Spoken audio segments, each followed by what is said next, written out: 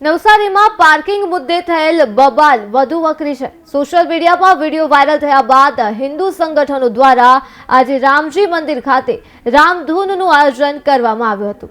રામધૂન પત્યા બાદ આ ટોળું દરગાહ રોડ વિસ્તાર તરફ આવતા જ પોલીસના કાફલાએ ટોળું વિખેરી નાખ્યું હતું।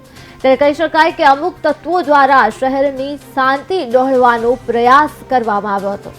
શહેરના કાંદીવાડ વિસ્તારમાં ટોળાએ પથ્થર ફેંકતા એક મહિલા પણ ઈજાગ્રસ્ત થઈ હતી અને ઈજાગ્રસ્ત મહિલાને નવસારી સિવિલ હોસ્પિટલ ખસેડવામાં આવી।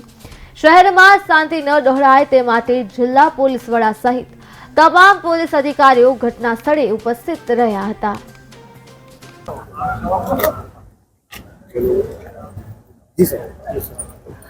ગઈકાલે રાત્રે નવસારી જિલ્લાના નવસારી ટાઉન પોલીસ સ્ટેશનની અંદર દરગાહ રોડ ખાતે એક પાર્કિંગ બાબતનું બોલાચાલીનો ઇન્સિડન્ટ બન્યો હતો।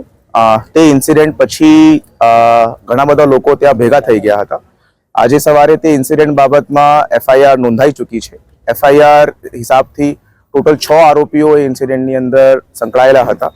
તે બાબતમાંથી ટોટલ 4 આરોપીઓની ધરપકડ પોલીસ દ્વારા કરવામાં આવી છે અને 2 આરોપીઓની શોધખોળ હાથ ચાલુમાં છે।